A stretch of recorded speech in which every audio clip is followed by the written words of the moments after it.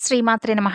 అందరికీ అమ్మవారి ఆశీస్సులు ఉండాలని మనస్ఫూర్తిగా అమ్మను వేడుకుంటూ, ముందుగా అందరికీ కూడా వినాయక చవితి శుభాకాంక్షలు. అందరిపై గణపతి యొక్క అనుగ్రహం ఎప్పుడూ ఉండాలని ఆ స్వామిని వెవెల్లా వేడుకుంటూ, ఈరోజు స్వామివారు చేసినటువంటి ఒక అద్భుతమైనటువంటి లీల గురించి తెలుసుకొని, తర్వాత వినాయక చవితి యొక్క వ్రతకథను, అలాగే ఈరోజు చంద్రుడిని ఎందుకు చూడకూడదు, అలాగే నీలాప నిందలు తొలగించుకోవడానికి ఏం చేయాలి అనేటటువంటి విషయాల గురించి ఈరోజు ఈ వీడియోలో ఎన్నో కథలు చెప్పబోతున్నాం. కాబట్టి భక్తి శ్రద్ధలతో ఆలకించండి. పూర్వం ఒక వ్యాధిగ్రస్తుడు ఉండేవాడు. అతను పూర్వజన్మలో గౌడ దేశం అనేటటువంటి ఒక దేశంలో, ఒక నగరంలో, ఒక ఉత్తమమైనటువంటి కులంలో అతను జన్మిస్తాడు. అతని తల్లి పేరు శాకిని, తండ్రి పేరు దూరువుడనేవాడు. అయితే లేక లేక కలిగినటువంటి తమ బిడ్డకు బుధుడు అని పేరు పెట్టుకుంటారు. ఒక్కగానొక పుత్రుడవడంతో ఆ తల్లిదండ్రులు అతని ఎంతగానో గారాబంగా పెంచుతారు. అతి గారాబం వలన బుధుడు దుర్వ్యసనాలకు లోనవుతాడు. యుక్త వయసుకు రాగానే అతనికి సావిత్రి అనే అందమైనటువంటి కన్యతో వివాహం జరిపిస్తారు. వివాహం జరిగినప్పటికీ బుధుడి యొక్క ప్రవర్తనలో ఏమాత్రం మార్పు రాలేదు. వేశ్యాలోలుడై భార్యను విడిచిపెట్టి ఆమెతోనే కాలం గడుపుతూ ఉండేవాడు. ఒకనాడు ఇంట్లో ఉన్నటువంటి ఆభరణాలన్నీ తీసుకువెళ్ళి వేశ్యతో సహా ఎటో వెళ్ళిపోతాడు. ఇక కడుపు తీపి చంపుకోలేక ఆ దంపతులిద్దరూ కూడా కొడుకు కోసం నగరం మొత్తం వెతకడం ప్రారంభిస్తారు.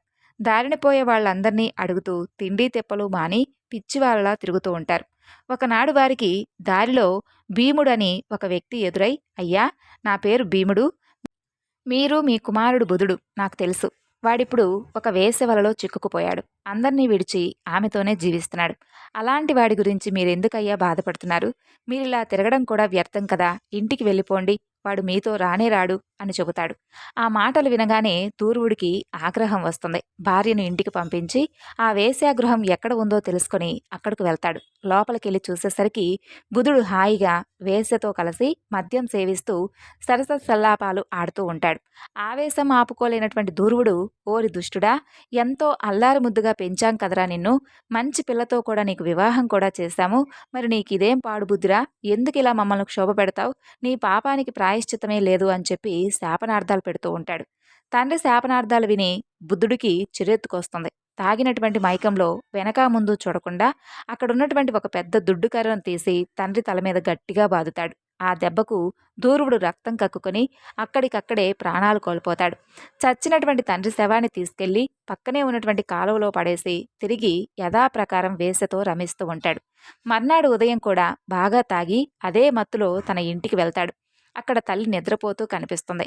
పశువులా మారినటువంటి బుధుడు కన్నతల్లినని కూడా చూడకుండా ఆమె నోట్లో గుడ్డలు కొక్కి కర్రతో కొట్టి చంపేస్తాడు. ఆమె శవాన్ని ఇంటి వెనుకున్నటువంటి పొదలో పడేసి ఏమీ తెలియనట్లుగా వెళ్ళిపోతాడు. ఆ మర్నాడు విషయం తెలుసుకున్నటువంటి ఇరుగు పొరుగు వాళ్ళందరూ కూడా వాళ్ళిద్దరి శవాలకు తామే దగ్గరుండి అంత్యక్రియలు కూడా నిర్వహిస్తారు.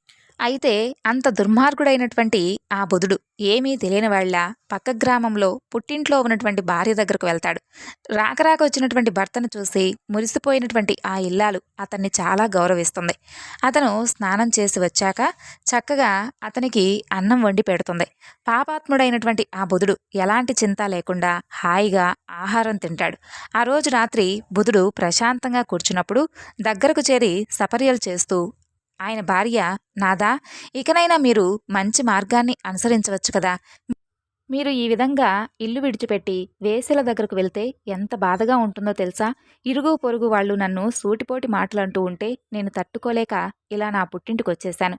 ఏదైనా కానీ కష్టపడి సంపాదించుకుంటే వచ్చే గౌరవం ఇలా మద్యానికి బానిసైతే ఎక్కడా రాదు. దయచేసి నా మాట వినండి. ఇంటి పట్టునే ఉండండి. మా తల్లిదండ్రులు తీర్థయాత్రలకెళ్లారు. ఇక్కడ నేనొక్కదాన్నే ఉన్నాను. మీరు కూడా నాకు తోడుగా ఉండిపోండి. వారు తిరిగి వచ్చాక ఇద్దరం మీ ఇంటికి వెళ్ళిపోదాం అంటూ హితబోధ చేస్తుంది. బుధుడికి భార్య మాట వినేసరికి చిర్రెత్తుకొస్తుంది. ఒసే, ఎంత ధైర్యమే నీకు?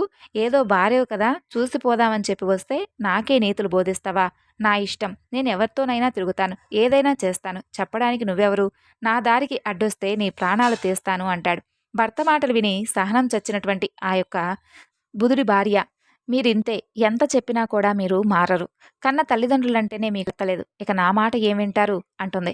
అలా తనను ఎదిరించేసరికి బుధుడికి ఆగ్రహం వస్తుంది. వెంటనే ఆమెను పీక పిసికి చంపేస్తాడు. శవాన్ని యథాప్రకారం ఇంటి పక్కనున్నటువంటి పొదల్లో పారేసి తిరిగి వేసే ఇంటికి వెళ్ళిపోతాడు. అలా పరమ దుర్మార్గుడైనటువంటి ఆ బుధుడు వేశ్యతో కలిసి ఎలాంటి పాపభీతి లేకుండా కాలం గడుపుతూ ఉంటాడు. కర్మకాలి వాడొకనాడు సమీపంలో ఉన్నటువంటి ఒక అరణ్యానికి వెళ్తాడు. అక్కడ కాలనాభుడనేటటువంటి ఒక మహర్షి ఆశ్రమం ఆడికి కనిపిస్తుంది. లోపలికెళ్ళినటువంటి బుధుడికి అక్కడ పూలు కోసుకుంటూ ఉన్నటువంటి ఒక ఋషిపత్ని కనిపిస్తుంది. ఆ సమయంలో అనుష్ఠానం కోసం కాలనాభుడు పక్కనే ఉన్నటువంటి నదీ తీరానికి వెళ్తాడు. బుధుడు చుట్టూ చూస్తాడు. ఎవరూ లేరు. అదే సమయమని చెప్పి గ్రహించి ఋషిపత్నిని బలాత్కారం చేస్తాడు. బుధుడి చేతిలో మానం కోల్పోయినటువంటి ఆ ఋషిపత్ని శారీరకంగా వాణ్ణి ఏమీ చేయలేక ఎంతో కోపంతో, ఓరి త్రాష్టుడా, కామంతో కళ్ళు మూసుకుపోయి నా జీవితాన్ని నాశనం చేశావురా, ఈ పాప ఫలితంగా వచ్చే జన్మలో నువ్వు కుష్ఠరోగిగా జన్మించుగాక అని చెప్పి శపిస్తుంది. దాంతో భయపడినటువంటి బుధుడు తిరిగి వేశ్య ఇంటికొచ్చేస్తాడు. ఆనాటి నుండి అతని చెవుల్లో ఋషిపత్ని అన్నటువంటి మాటలు వినిపిస్తూ ఉంటాయి.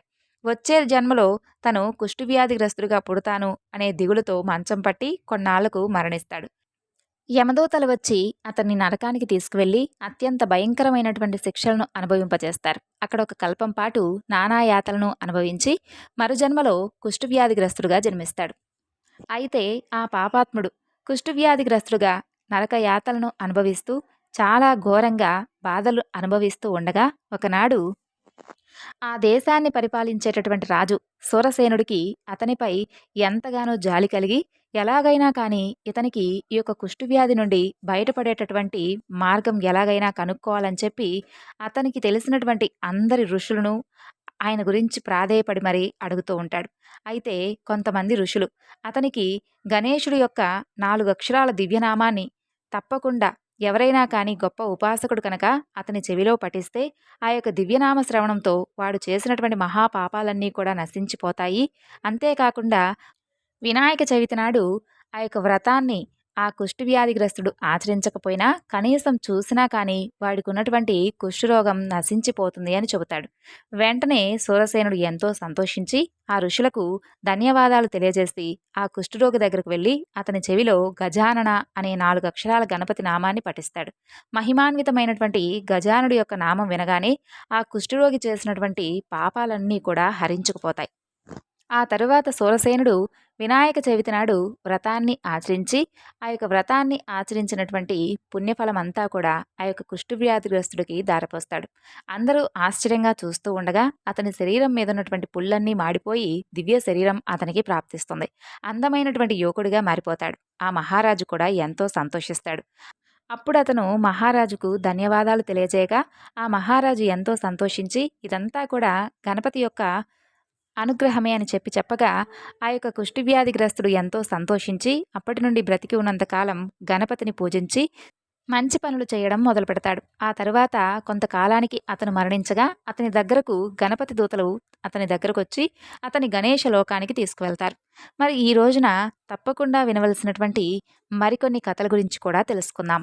ఆ గణపతిని ఒక్కసారి స్మరించుకొని ఈ కథలను భక్తి శ్రద్ధలతో ఆలకించండి. సూత మహాముని శౌనకాది మహామునులందరికీ కూడా గణపతి పుట్టినటువంటి విధానం, ఆ రోజు చంద్రుని ఎందుకు చూడకూడదు అనేటటువంటి విషయాల గురించి వివరించడం మొదలు పెడతాడు. పూర్వం గజ అంటే ఏనుగు రూపం కలిగినటువంటి గజాసురుడు అనే ఒక రాక్షసరాజు పరమేశ్వరుడి గురించి ఘోరమైనటువంటి తపస్సు చేయడం ప్రారంభిస్తాడు. అతని తపస్సుకు పరమేశ్వరుడు ఎంతగానో మెచ్చి ప్రత్యక్షమై వరం కోరుకోమని అడుగుతాడు. అప్పుడు గజాసురుడు పరమేశ్వరుని స్తుతించి, స్వామి, మీరెప్పుడూ కూడా నా ఉదరంలో అంటే పొట్టలో ఉండమని చెప్పి కోరుకుంటాడు. అప్పుడు పరమేశ్వరుడు అతని కోరిక తీరుస్తూ గజాసురుడు యొక్క పొట్టలోపలికి ప్రవేశించి అక్కడే సుఖంగా నివసించడం మొదలు పెడతాడు.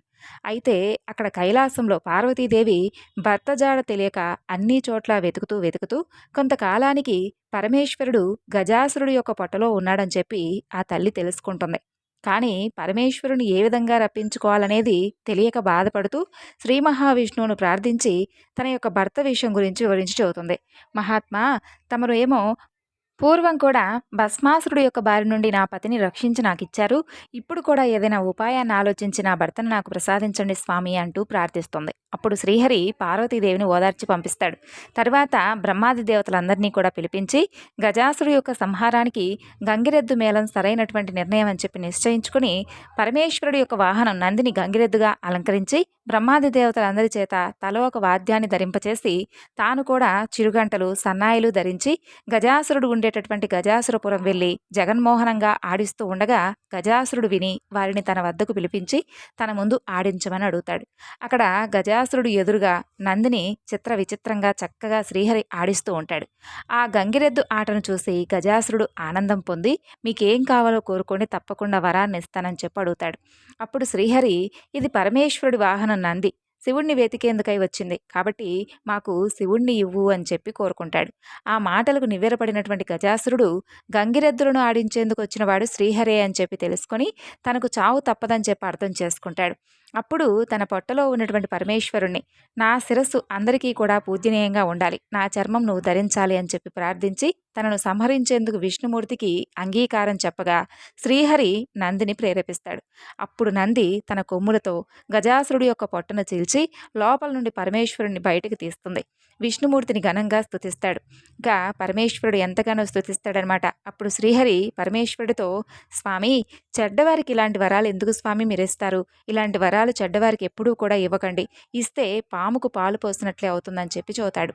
తరువాత బ్రహ్మ ఇతర దేవతలకు వీడ్కోలు పలికి తాను కూడా వైకుంఠానికి వెళ్ళిపోతాడు శ్రీహరి. ఇక పరమేశ్వరుడు నంది వెక్కి కైలాసానికి వెళ్ళిపోతాడు.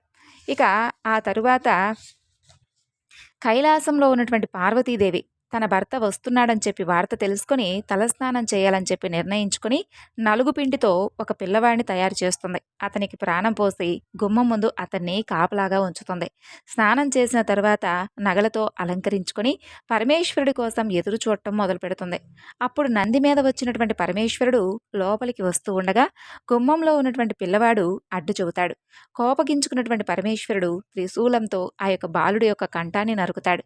లోపలికి వెళ్ళినటువంటి పరమేశ్వరుడికి పార్వతీదేవి ఎదురొచ్చి పూజించి కూర్చోబెట్టి మాట్లాడుతూ ఉండగా గుమ్మంలో ఉన్నటువంటి పిల్లవాడి ప్రసక్తి వస్తుంది. అప్పుడు పరమేశ్వరుడు తాను చేసినటువంటి పనికి బాధపడి తాను తీసుకొచ్చినటువంటి గజాసురుడి యొక్క తలను ఆ బాలుడికి అతికించి ప్రాణం పోస్తాడు. అతనికి గజాననుడు అని పేరు పెట్టి ఎంతో ప్రేమతో పెంచుకోసాగారు. అలా గణపతి కూడా భక్తితో తల్లిదండ్రులకు భక్తిగా సేవలు చేస్తూ ఉంటాడు. అనింద్యుడు అనేటటువంటి ఎలుకను వాహనంగా చేసుకొని తిరగడం మొదలు పెడతాడు. కొంతకాలానికి పార్వతీ పరమేశ్వరులకు కుమారస్వామి పుడతాడు. అతను మహాబలశాలి. నెమలిని వాహనంగా చేసుకుని దేవతల యొక్క సేవనాయక పదవిని అలంకరించి గొప్ప ప్రఖ్యాతి పొందుతాడు. అలా ఒకనాడు దేవతలు మునులు పరమేశ్వరుని సేవిస్తూ విఘ్నాలకు ఒక అధిపతిని ఇవ్వండి అని చెప్పి కోరగా అక్కడే ఉన్నటువంటి గణపతి తాను పెద్దవాడు కాబట్టి ఆ నాయకత్వ పదవి తనకే ఉండాలని చెప్పి కోరుతాడు. అదే సమయంలో శివుడి పక్కనే ఉన్నటువంటి కుమారస్వామి గజాననుడు పొట్టివాడు, అనర్హుడు, అసమర్థుడు కాబట్టి ఆధిపత్యం తనకే ఇవ్వాలని చెప్పి తండ్రిని కోరుకుంటాడు. ఇక పరమేశ్వరుడు వారితో, మీలో ఎవరు ఈ 3 లోకాల్లో ఉన్నటువంటి పుణ్యనదుల్లో స్నానం చేసి ముందుగా నా దగ్గరికి ఎవరైతే వస్తారో అతనికి ఆ ఆధిపత్యం ఇస్తాను అని చెబుతాడు. అలా కుమారస్వామి తన యొక్క నెమలి వాహనం ఎక్కి వాయువేగంగా వెళ్ళిపోతాడు. గణపతి బాధపడుతూ తండ్రి వద్దకు వెళ్ళి నమస్కరించి, తండ్రి, నా గురించి మీకు తెలిసి కూడా ఈ విధంగా చెప్పడం మీకు సరైనదేనా? మీ పాదసేవకుడును నా యందు దయచూపి తగినటువంటి ఉపాయం ఏదైనా ఉంటే చెప్పి నన్ను రక్షించండి అని చెప్పి ప్రార్థిస్తాడు. అప్పుడు పరమేశ్వరుడు నారాయణ మంత్రం పఠించమంటూ ఆ యొక్క మంత్రాన్ని గణపతికి ఉపదేశిస్తాడు. తరువాత ఆ యొక్క మంత్రం ఏమిటంటే, ఓం నమో నారాయణాయ. ఈ మంత్రాన్ని జపిస్తూ 3 సార్లు తల్లిదండ్రుల చుట్టూ ప్రదక్షిణ చేయాలి. ఇలా చేస్తే అన్ని తీర్థాల్లో ఉన్నటువంటి పుణ్యనదుల్లో స్నానమాచరించినటువంటి ఫలితాన్ని ఇస్తుందని చెబుతాడు పరమేశ్వరుడు. ఆ యొక్క మంత్ర ప్రభావమున గంగా నదిలో స్నానమాచరించేందుకు వెళ్ళినటువంటి కుమారస్వామికి తనకంటే ముందుగా గణపతి స్నానమాడి తనకు ఎదురుగా వస్తున్నట్లుగా కనిపిస్తాడు. అతనికి ముల్లోకాల్లో ఉన్నటువంటి అన్ని పుణ్యనదుల్లో తనకంటే ముందుగానే గణపతి స్నానం చేసి వస్తున్నట్లుగా కనిపిస్తాడు. అది చూసి ఆశ్చర్యపోయి కైలాసానికి వెళ్ళి తండ్రి దగ్గర ఉన్నటువంటి అన్నను చూసి నమస్కరించి తన యొక్క బలాన్ని నిందించుకొని, తండ్రి, అన్నగారి మహిమ తెలియక ఈ విధంగా అన్నాను, నన్ను క్షమించి ఆ యొక్క ఆధిపత్యాన్ని అన్నగారికే ఇవ్వండి అని చెప్పి కుమారస్వామి ప్రార్థిస్తాడు. అప్పుడు పరమేశ్వరుడు భాద్రపద శుద్ధ చతుర్థి నాడు గణపతికి విఘ్నాధిపత్యం ఇస్తాడు. ఆ రోజు సర్వదేవతలు, మునులు, జనులు విఘ్నేశ్వరుడికి తమ యొక్క శక్తి కొలది కుడుములు, పిండి వంటలు, కొబ్బరికాయలు, పాలు, తేనె, అరటిపండ్లు, పానకం, వడపప్పు ఇలా మొదలైనవి సమర్పించి పూజిస్తారు.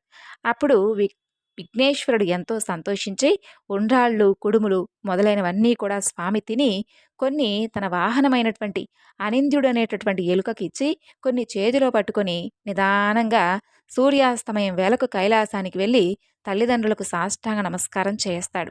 అలా చేస్తూ ఉండగా పొట్ట భూమికి ఆని చేతులు భూమికి మాత్రం ఆనలేదు. అయితే బలవంతంగా చేతులు భూమిపై ఆంచగా స్వామి యొక్క చరణాలు, కాళ్ళు ఆకాశానికి చూస్తాయి. ఆ విధంగా గణపతి యొక్క కష్టాలు పడుతూ ఉండగా పరమేశ్వరుడి తల మీద ఉన్నటువంటి చంద్రుడు పగలబడి మరీ ఎగతాళిగా నవ్వుతాడు. రాజదృష్టి తోకితే రాళ్ళుంటాయి కదండి, ఆ రాళ్ళు కూడా నుగ్గవుతాయి అనేటటువంటి సామెత అనుసరించి వినాయకుడి పొట్ట పగిలి లోపల ఉన్నటువంటి కుడుములు తదితర ఆహార పదార్థాలు చుట్టుపక్కలకు దొర్లుతూ వస్తాయి. వెంటనే వినాయకుడు మరణిస్తాడు. కుమారుడి యొక్క పరిస్థితికి పార్వతీదేవి దుఃఖిస్తుంది. అందుకు కారణమైనటువంటి చంద్రుని చూసి, పాపాత్ముడా, నీ దృష్టి తగిలి నా కుమారుడు మరణించాడు, కాబట్టి నిన్ను చూసిన వారు పాపాత్ములై నీలాప నిందలు పొందురుగాక అని చెప్పి శపిస్తుంది అమ్మవారు. ఆ సమయంలోనే సప్తమహర్షులందరూ కూడా పెద్ద యజ్ఞం చేస్తూ చివర్లో హోమగుండం చుట్టూ తమ భార్యలతో ప్రదక్షిణం చేస్తూ ఉంటారు. ఆ సమయంలో అగ్నిదేవుడు ఋషిపత్నులను చూసి మోహించి మహర్షులు శపిస్తారేమోనని చెప్పి భయంతో రోజురోజుకు అశక్తుడై క్షీణిస్తూ ఉంటాడు. ఆ విషయాన్ని అగ్నిదేవుడి యొక్క భార్య అయినటువంటి స్వాహాదేవి గ్రహించి అరుంధతి రూపం తప్ప మిగిలినటువంటి ఋషిపత్నుల యొక్క రూపాలను ధరించి భర్తకు సంతోషం కలిగిస్తుంది. ఇక ఋషులు తమ యొక్క భార్యల రూపంలో ఉన్నటువంటి స్వాహాదేవిని చూసి తమ భార్యలే అని చెప్పి అనుకుని భ్రమపడి వారిపై కోపం తెచ్చుకుంటారు. పార్వతీదేవి ఇచ్చినటువంటి శాపం ఫలితంగానే ఋషిపత్నులకు నీలాప నిందలు కలుగుతాయి. దేవతలు, మునులు, ఋషిపత్నులు ఈ యొక్క నీలాప నిందల గురించి పరమేశ్వరుడికి తెలియజేస్తారు. అతను సర్వజ్ఞుడు కదా, కాబట్టి అగ్నిదేవుడి యొక్క భార్య ఋషిపత్నుల యొక్క రూపం దాల్చిందని చెప్పి తెలుసుకొని సప్త ఋషులకు సమాధానపరుస్తాడు. వెంటనే ఆ ఋషులు బ్రహ్మదేవుడితో సహా కైలాసానికి వచ్చి ఉమామహేశ్వరులను సేవించి విఘ్నేశ్వరుని తిరిగి బ్రతికిస్తారు. దాంతో పార్వతీ పరమేశ్వరుడు ఎంతో సంతోషిస్తారు. అప్పుడు దేవతలు, ఋషులు, ఓ పార్వతీదేవి, నీవిచ్చినటువంటి శాపం వల్ల అన్ని లోకాల్లో ఉన్నవారికి కీడు జరుగుతుందమ్మా, కాబట్టి దాన్ని ఉపసంహరించుకో తల్లి అని చెప్పి ప్రార్థిస్తారు. వారి ప్రార్థనలకు సంతోషించినటువంటి పార్వతీదేవి సంతోషంతో కుమారుణ్ణి తన దగ్గరకు తీసుకొని ముద్దాడి ఏ రోజునైతే వినాయకుడిని చూసి చంద్రుడు నవ్వాడో ఆ ఒక్కరోజు మాత్రం చంద్రుని చూడకూడదు అని చెప్పి చెబుతుంది.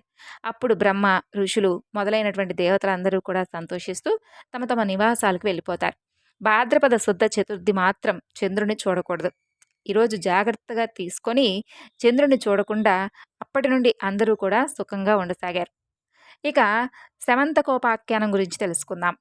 అది ద్వాపర యుగం. ఒకనాడు నారదుల వారు ద్వారకావాసి అయినటువంటి శ్రీకృష్ణ పరమాత్మను దర్శించి ఆయనతో ప్రియ సంభాషణ చేస్తూ, స్వామి, ఈరోజు వినాయక చతుర్థి, ఈరోజు సాయంత్రం పార్వతీదేవి యొక్క శాపం వల్ల చంద్రుడిని చూడకూడదు కదా, మరి అలా చేస్తే నీలాప నిందలు కలుగుతాయి, కాబట్టి తమరు కూడా ఈ విషయాన్ని గ్రహించి జాగ్రత్తగా ఉండండి స్వామి అని చెప్పి స్వామికి నమస్కరించి తిరిగి దేవలోకానికి వెళ్ళిపోతాడు.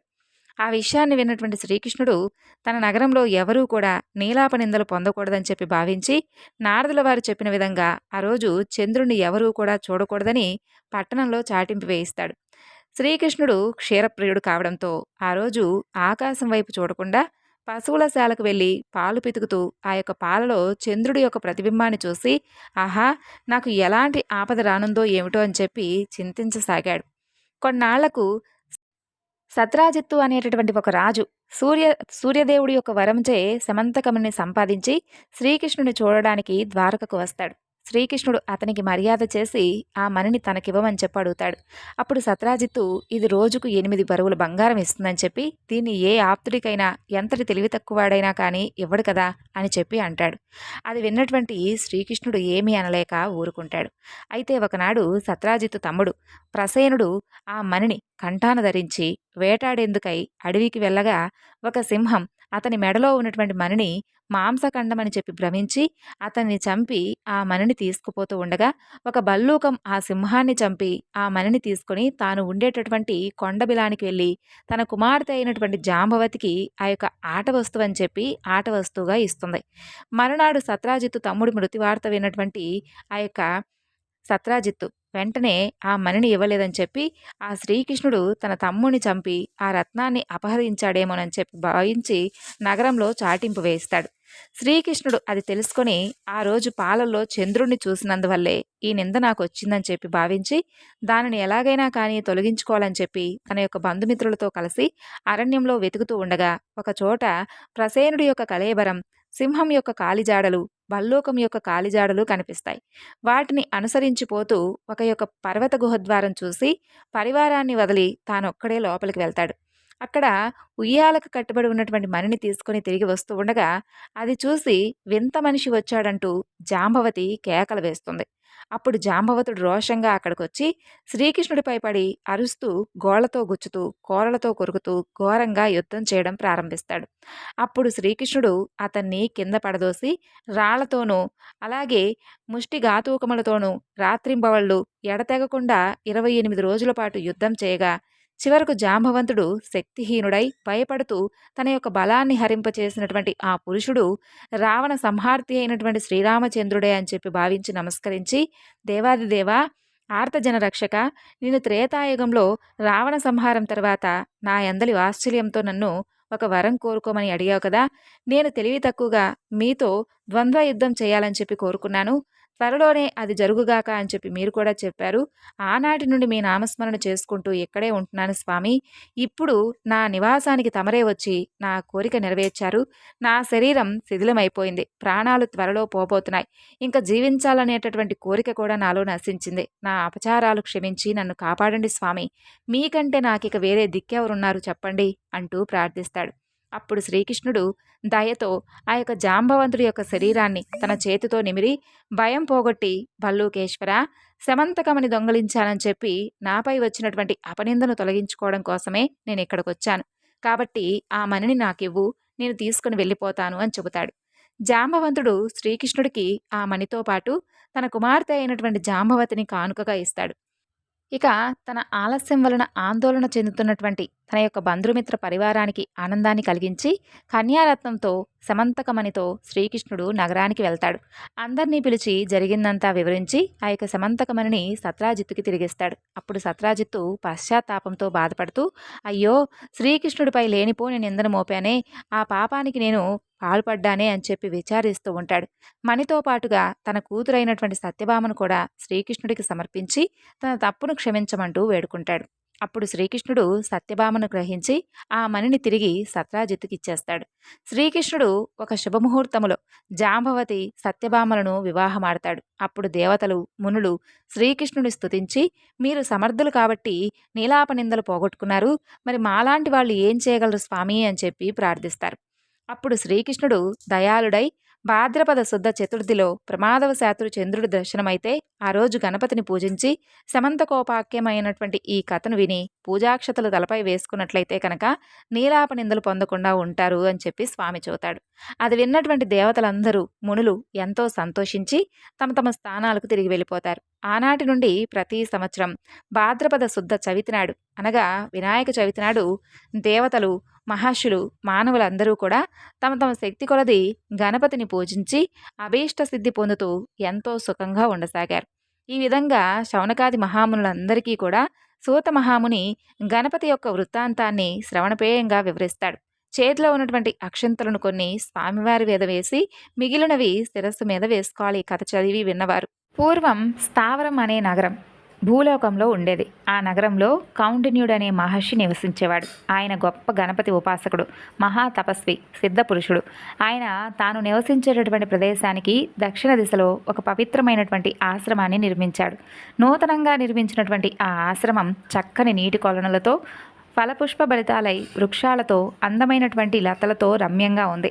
అలాంటి ఆహ్లాదకరమైనటువంటి వాతావరణంలో కౌండిన్యముని స్థిరచిత్తంతో ధ్యాన నిష్ఠాపరాయణుడైనటువంటి అతను గణపతి యొక్క మహామంత్రాన్ని నిరంతరం కూడా జపిస్తూ ఉండేవాడు. ప్రతిరోజు ఆశ్రమంలో మొలచినటువంటి దూర్వాంకురాలు అంటే లేత గట్టి చిగులతో గణపతి యొక్క ప్రతిమను అర్చిస్తూ ఉండేవాడు.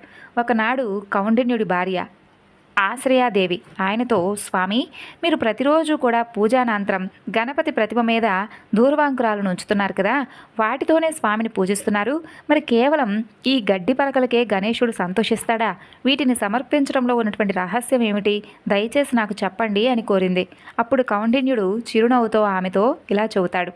దేవి, పూర్వం సంయమని ఒక నగరం ఉండేది. ఒకనాడు ఆ నగరంలో వైభవంగా ఒక ఉత్సవం జరిగింది. దానికి అప్సరసలు, గంధర్వులు, దిక్పాలకులు, ఇలా సకల దేవతాగణాల వారు విచ్చేశారు. ఎంతో వైభవంగా కొలువు తీరినటువంటి ఆ దేవతల సమక్షంలో అతిలోక సుందరి తిలోత్తమ అద్భుతంగా నృత్యం చేస్తుంది. ఆ సమయంలో అనుకోకుండా తిలోత్తమ కట్టుకున్నటువంటి చీర తొలగింది. అది చూసి ఆ సభలో కూర్చున్నటువంటి యముడు ఎంతో మోహపడ్డాడు. ఒక్కసారి పైకి లేచి ఆమెను కౌగిలించుకోవాలనుకున్నాడు. అంతలో అతని వీర్యం స్థలితమై భూమి మీద పడింది. ఆయన సిగ్గుతో తల వంచుకొని కూర్చున్నాడు. అలా నేల మీద పడినటువంటి యముడి వీర్యం నుండి బగబగా మండే జ్వాలలతో భయంకరమైనటువంటి ఒక పురుషుడు ఆవిర్భవించాడు. భయంకరమైన కోరలతో, విశాలమైన ముఖంతో, నిప్పు కణాల్లాంటి కళ్ళతో పెద్ద పెద్దగా అరుస్తూ అందరినీ కూడా భక్షించాలని చెప్పి ఆ రాక్షసుడు బయలుదేరాడు. వికటాట్టహాసం చేస్తూ వస్తున్నటువంటి అతన్ని చూసిన ముల్లోకవాసులందరూ కూడా భయపడిపోయారు. అందరూ కూడా వైకుంఠానికి పరిగెత్తి శ్రీహరిని శరణు వేడుకున్నారు. ఆయన ఆ పని తన వల్ల కాదని, ఆ రాక్షసుడి బారి నుండి కాపాడగలిగేది గణపతి మాత్రమే అని చెప్పి ఆయన్నే శరణు వేడుకోమని చెప్పి పంపించాడు. అప్పుడు దేవతలందరూ కూడా తిరిగి గణేశలోకానికి వెళ్ళి ఆయన్ను ఇలా స్తుతించారు. సమస్త విఘ్నాలను హరించేవాడా, సమస్త విఘ్నస్వరూపుడా, సర్వానికే సాక్షిభూతుడా, సర్వస్వరూపుడా, కరుణాసముద్రుడా, జగత్తును పరిపాలించేవాడా, పూర్ణమైనటువంటి తపస్వరూపుడా, సర్వసంహారకారకుడా, వేదాంగాలు తెలిసినవాడా, వేదస్వరూపుడా, ఓ గణేశ నీకు వందనం అని స్తుతించారు. అందరి సంకటాలను తీర్చే దయాస్వరూప, వరప్రదాయక, నీకు భక్తితో నమస్కరిస్తున్నాం స్వామి. నీకన్నా మాకు వేరే దిక్కెవరు? నీవు తప్ప మమ్మల్ని ఎవరు రక్షిస్తారు? ఉన్నట్టుండి ఈ అకాల ప్రళయం దాపరించింది. ఈ దుష్టరాక్షసుడు మమ్మల్ని చంపాలని చూస్తున్నాడు ప్రభో.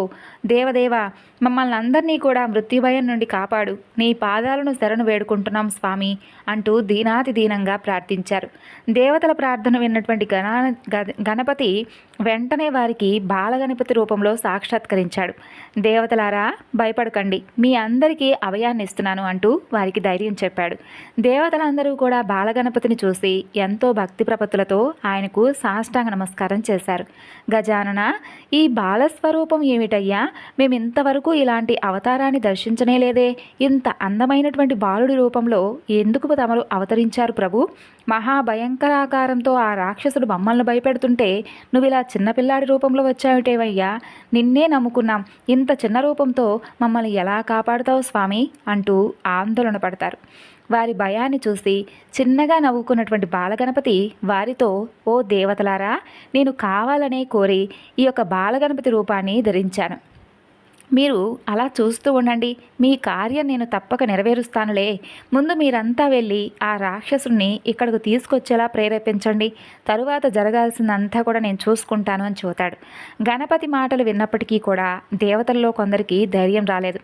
ఆ రాక్షసుడు చూస్తేనేమో పర్వతంలా ఉన్నాడు, ఈయనేమో పసిపిల్లాడి రూపంలో కనిపిస్తున్నాడు, ఎలా వాడిని సంహరిస్తాడు, మనల్ని ఎలా రక్షిస్తాడని చెప్పి సందేహించుకుంటారు. అంతలోనే దిక్కులు సైతం పిక్కటిల్లేలా అరుస్తూ కాలాగ్ని స్వరూపుడై ఆ మహారాక్షసుడు వారి ముందు ప్రత్యక్షమవుతాడు. వాడిని చూసి దేవతలు మొత్తం హాహాకారాలు చేస్తూ తలా ఒక దిక్కుకు పరిగెడతారు. దేవతలతో పాటు మునులు, మహర్షులు కూడా పరుగులు అంగించుకుంటారు. అది చూసి ఆ రాక్షసుడు వాళ్ళను పట్టుకోవాలని చెప్పి వెంబడిస్తాడు. వెంటనే బాలరూపంలో ఉన్నటువంటి గణపతి అతని దారికి అడ్డుగా నిలుస్తాడు. పిల్లవాడి రూపంలో నిలుచున్నటువంటి గణపతిని చూసి ఆ కారణాల రాక్షసుడు ఆశ్చర్యపోతాడు. అంతలోనే తన దారికి అడ్డుగా ఎంతో ధైర్యంగా నించున్నందుకు అతనికి ఆగ్రహం వస్తుంది. ఒక్కసారి తన పాదాలతో భూమిని చరుస్తాడు.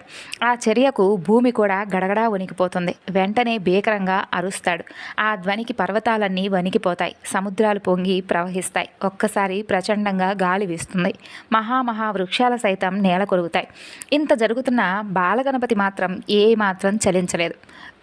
అలాగే స్థిరంగా నిలబడి తన చిన్న చేతులతో మహాబలవంతుడైనటువంటి ఆ అసురుణ్ణి ఒక్కసారిగా అవలీలగా పైకి లేపి అందరూ చూస్తూ ఉండగా అమాంతం మింగేస్తాడు. ఆ అద్భుతాన్ని చూసి దేవతలు హర్షధ్వానాలు చేస్తారు. బాలగణపతికి నమస్కరించి స్తుతిస్తారు. ఆ విధంగా బాలగణపతి ఉదరంలోకి చేరినటువంటి ఆ రాక్షసుడు లోపలే దగ్ధమైపోయాడు. దాంతో బాలగణపతి శరీరం మొత్తం వేడెక్కిపోయింది. ఆ విషయం గ్రహించినటువంటి దేవేంద్రుడు చల్లదనం కోసమై స్వామికి చంద్రకళను బహుకరించగా ఆయన దాన్ని వెంటనే తన నుదుటి మీద ధరించాడు. దానితో బాలచంద్రుడిగా స్వామి కీర్తింపబడ్డాడు. తరువాత శ్రీహరి పరమకోమలమైనటువంటి చల్లని పద్మాలను సమర్పించాడు. అవి స్వీకరించినటువంటి గణపతి పద్మహస్తుడయ్యాడు. అప్పుడు వరుణదేవుడు వచ్చి అమృత జలంతో స్వామిని తడిపాడు. శంకరుడు వచ్చి శేషుణ్ణి బహుకరించగా స్వామి దాన్ని తన నడుముకు చుట్టుకొని వ్యాలబద్ధుడయ్యాడు. అలా గణపతి తాపం మాత్రం ఏమాత్రం చల్లబడలేదు.